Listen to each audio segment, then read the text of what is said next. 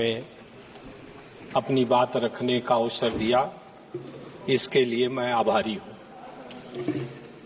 माननीय वित्त मंत्री जी द्वारा जो बजट प्रस्तुत किया गया,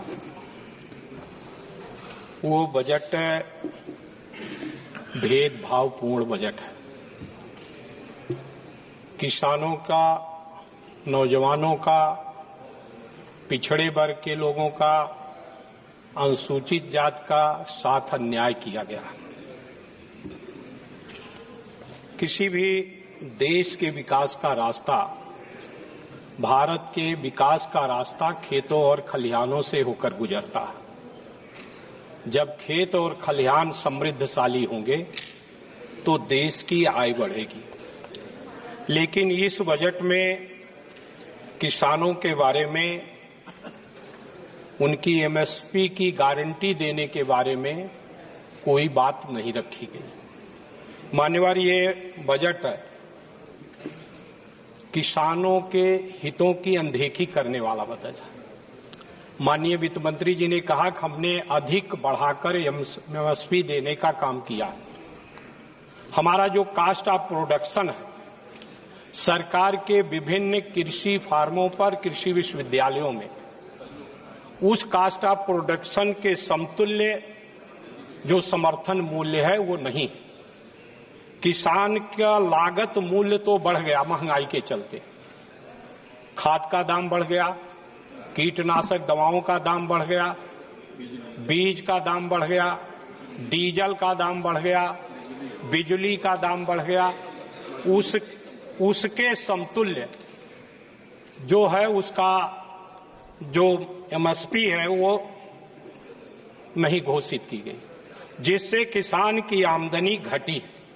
दूसरी तरफ किसान जो खरीदता कृषि यंत्र, माननीय मंत्री जी ने अपने भाषण में जहां कुछ दूसरे सेक्टर को रियायत देने का काम किया, लेकिन कृषि यंत्रों पर 28% जीएसटी है, उसके बारे में कोई उल्लेख नहीं किया। मान्यवर बाबा साहब भीमराव अंबेडकर ने भी संविधान सभा में इस बात को कहा था कि भारत में सामाजिक और आर्थिक गैर बराबरी है। जब तक हम इसको दूर नहीं करेंगे, भारत को समृद्धशाली नहीं बना सकते। आज उस सामाजिक और आर्थिक गैर बराबरी को बढ़ाने वाला ये बजट है। जाति जनगणना का कोई उल्लेख नहीं है। इस बजट में पिछड़े वर्गों का जो आरक्षण है, उसको पूरा करने के लिए बैकलॉग के आधार पर भर्ती का कोई उल्लेख नहीं है। अनुसूचित जाति के रिजर्वेशन को पूरा करने का कोई उल्लेख नहीं है। इसके साथ साथ मान्यवर, किसान के जो समर्थन मूल्य है उसकी गारंटी का उल्लेख नहीं। मैंने बजट का विभिन्न हिस्सों में देखने का काम किया। पिछले वर्ष के मुकाबले उर्वरक पर कम पैसा रखने का काम किया गया। कृषि के बजट को भी जिस तरह से बढ़ाने का काम होना चाहिए, उसको उस ढंग से नहीं बढ़ाया गया। केवीके जो है, जो तमाम जगह अनुसंधान करते हैं, उसकी तरफ भी ध्यान नहीं दिया गया। मनरेगा के द्वारा जो बड़ा रोजगार मिलता था, उसकी जो मजदूरी है वो 231 रुपए प्रतिदिन। 231 रुपए में कोई मजदूर नहीं मिलता मानवा। उसको बढ़ाने का भी इस बजट में कोई प्रोविजन नहीं करने का काम किया गया। अनुसूचित जाति के लोगों को, बच्चों को जो पढ़ते थे, उनको छात्रवृत्ति और छात्र फीस की प्रतिपूर्ति देने की व्यवस्था होती थी। इस बजट में धीरे धीरे केंद्र सरकार ने उसको घटाने का काम किया।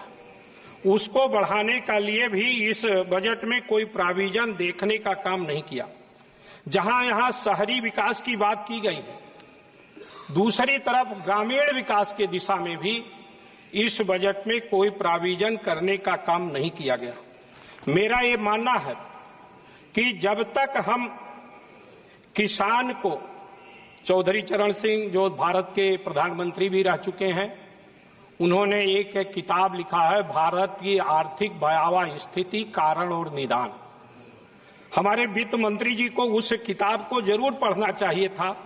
अगर हम उसको पढ़ते तो निश्चित रूप से हम इस देश में छोटे छोटे उद्योगों को बढ़ावा देने के लिए इसमें व्यवस्था करने का काम करते।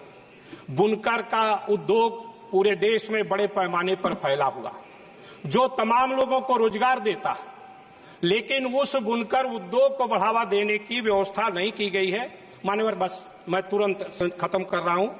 मैं आपके माध्यम से ये निवेदन करना चाहता हूं कि हमें उस बुनकरों को बिजली सस्ते दर पर देने के लिए, उनके उत्पादन का खरीद करने के लिए सस्ते रेट पर उनको धागा उपलब्ध कराने की व्यवस्था होनी चाहिए।